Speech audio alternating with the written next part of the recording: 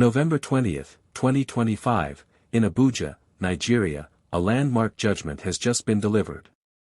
Separatist leader Nnamdi Kanu has been sentenced to life in prison for terrorism-related charges.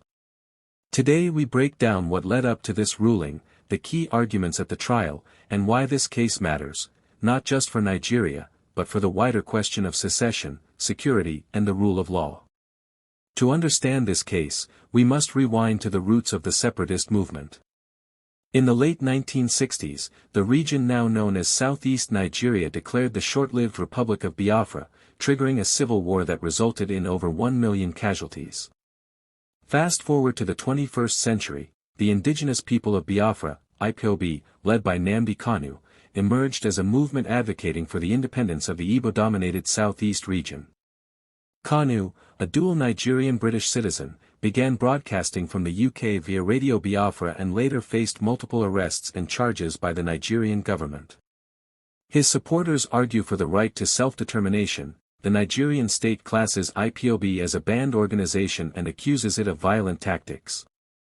Thus the stage was set for the long, controversial legal battle that culminated this week. The charge sheet brought against Kanu contained 7 counts relating to terrorism. According to court records and news agencies, the prosecution alleged that Kanu's broadcasts and instructions to Ipob members incited attacks on security forces and civilians in the southeast of Nigeria.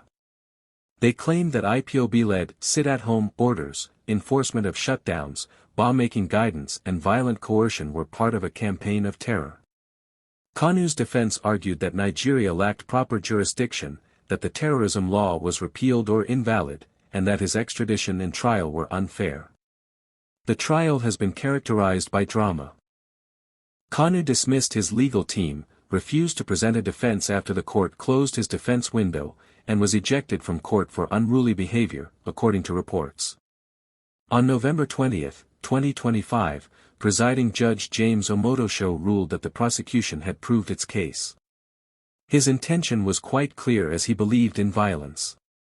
These threats of violence were nothing but terrorist acts, the judge stated. The judge added that the right to self-determination is a political right, but any self-determination not done according to the Constitution of Nigeria is illegal. The prosecution had sought the death penalty.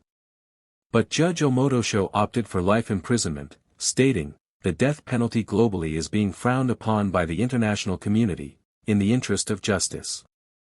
I hereby sentence the convict to life imprisonment." Kanu has 90 days to appeal the ruling. Below is a brief timeline of key trial events.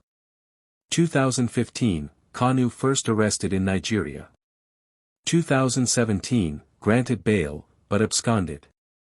2021, rearrested in Kenya and brought to Nigeria. 2025, trial under Judge Omotosho, verdict in November. This long-running case has drawn attention because of its political, security and human rights dimensions. When the verdict was read, several points stood out. 1. Life sentence, rather than the death penalty. The judge cited international norms against capital punishment. 2. Concurrent sentences. For 2 of the charges, Kanu was also given 25 years each, to run concurrently.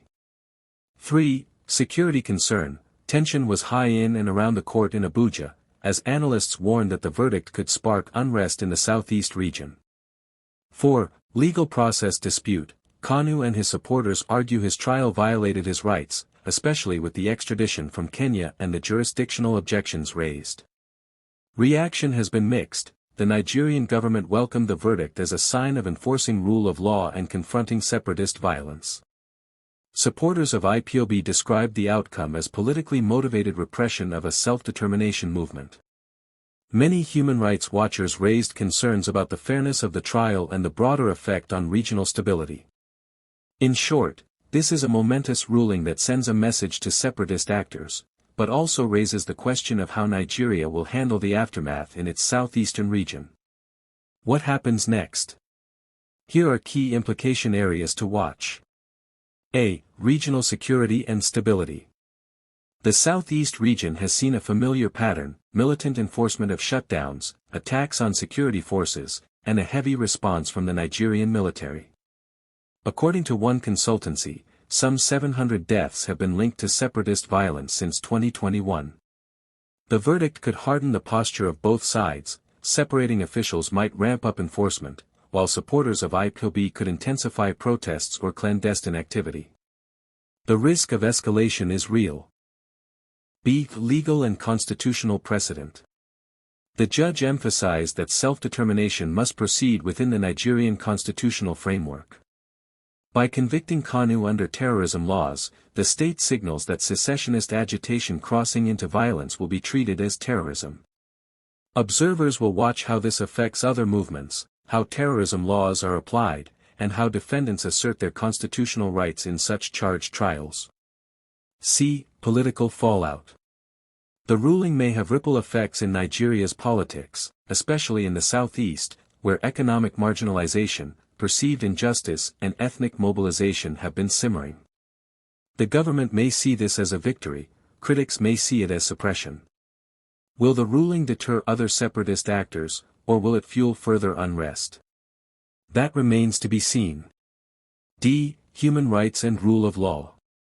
Kanu's extradition from Kenya in 2021, his dismissing his defense team, the defense arguing lack of jurisdiction, all raised thorny issues of fair trial standards, international rendition, and political context in terrorism prosecutions. How Nigeria navigates these rights concerns will matter both domestically and internationally. E. Economic and social impact. The sit-at-home orders enforced by Ipob supporters have disrupted business, schools, and daily life in parts of the southeast. A resolution of the security situation could help restore normalcy. On the other hand, if unrest escalates, economic costs will rise. In sum, this is more than a court decision. It's a focal point of deeper issues: nationhood, separation, law, violence, and regional identity.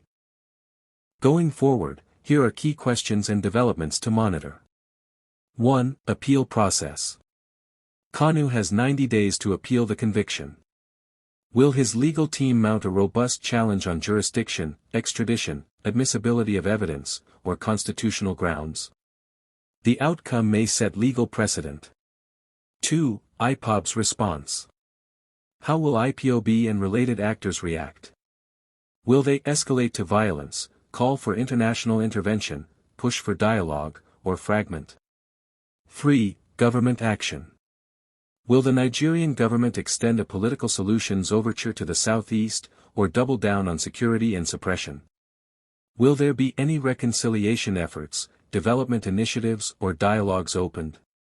4. Regional and international reaction. How will neighboring countries, the UK, given Kanu's citizenship, international human rights bodies respond? Will this case be cited in global discussions on terrorism legislation and self-determination? 5. Impact on other separatist movements. Across Africa and globally, secessionist movements are watching closely. This case could influence how states respond, how courts handle such matters, and how movements strategize. 6. On-the-ground stability. Will security improve in the southeast? Will business resume, will schools reopen consistently, will local communities feel safer, or will the threat of retaliatory violence loom? Those are the high-stakes dynamics unfolding now. In short, the life sentence handed to Nnamdi Kanu marks a pivotal moment in Nigeria's battle with separatism, terrorism, and national unity. It closes one chapter, but opens many more. For Nigeria's southeast, for Ipob, for rule of law advocates, for the federal government and for the international community, the repercussions will be felt for years. Thanks for watching this deep dive. If you found this helpful, please like, share, subscribe, and leave your thoughts in the comments. Do you think this verdict will restore stability or inflame tensions? What would you do in Nigeria's shoes? Until next time, this is News Mandate, always going beyond the headlines. Stay informed, stay curious, see you in the next one.